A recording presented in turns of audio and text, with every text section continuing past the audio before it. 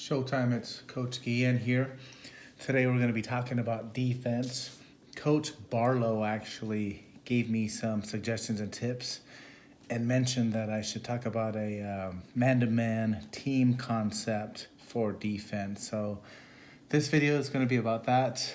Showtime, we are on defense. We are represented by these X's. Our defenders, we're playing man-to-man. Many of us might think man-to-man is a situation where you stick to your guy and that's your only responsibility. Coach Barlow had a great point where he mentioned that I need to discuss the fact that man-to-man isn't man-to-man. It's actually a team defense first and foremost, and then man-to-man after that. So let me see if I can break it down. So if the basketball is here up top, the other team's doing a 5-man spread, let's say, similar to our offense, we wouldn't want to set up like this, because if this guy dribble drives and gets past our defender here, he's going to make a layup. No problem. So we got this guy, of course, he's going to want to shift over and try to block any dribble drive. But if he does get beat, we want the help defenders or interceptors to pinch in. So if the ball's up here, we don't need to stick to that guy so close. We want to protect this green alley or this green channel. Some people call it the highway. The inner third, this is where the hoop is, obviously, so this is where people want the ball. It's easier to score in here.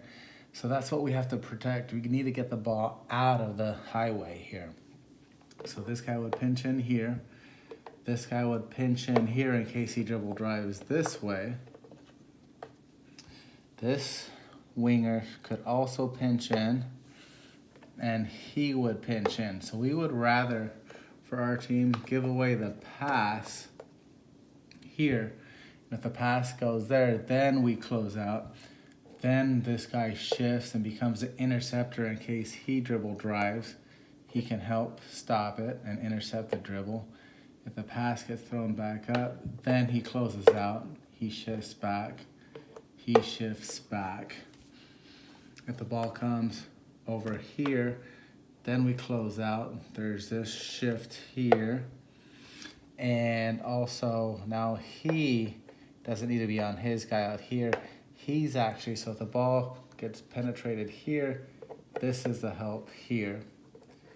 Alternatively, if the ball gets dribble driven here, then he pinches in here. If they kick it out here, then we close out. And of course, so the ball's on this side here now. We don't need to be on the weak side. If our guys are out here on the perimeter, we would actually be pinching in right about the middle of the highway here. Obviously, if they do a skip pass way across here, then we close out and become a factor. And again, this guy, defender, would be here, anticipating a dribble drive here. If the pass comes here, we can close out and get there. Then he adjusts, weak side adjusts, and like so. If the ball comes up top, obviously we adjust there. The ball level is here, so even the guy on the top of the key doesn't need to be up here since the ball level's here at the key. He could be a factor here, maybe even here. If he dribble drives around, he could stop him. The ball gets kicked out, then he needs to get back there. We have help defense here, here. He's pinching in there and here. So even though it's man-to-man, there's type of a zone type of coverage where the help defenders aren't just help, but they have a primary role of actually intercepting this pass or intercepting the dribble drive. They're not just helping a little bit. They actually have a key role to actually stop the dribble drive, force him to kick out. Then we got to get back to our own guy. And then now he's the interceptor. He's intercepting here. We're shifting. So you can see we're man-to-man, but we still have a zone concept. These guys here say they got to be able to see the ball with their peripheral vision and also see their guy here to make sure he's not sneaking baseline or moving around. You got to be able to have a overall concept. Same with this guy here. He's got to be able to get to a position where he can see the ball and his man.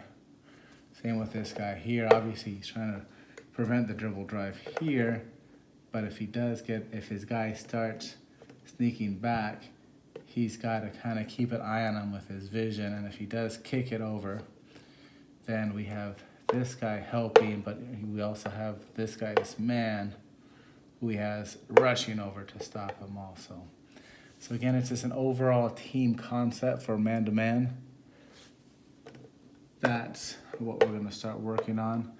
We haven't really put too much into our defensive scheme, but now that we have a nice system to run for offense, we'll be able to practice our defense with the shell defense in terms of coming up with our positioning.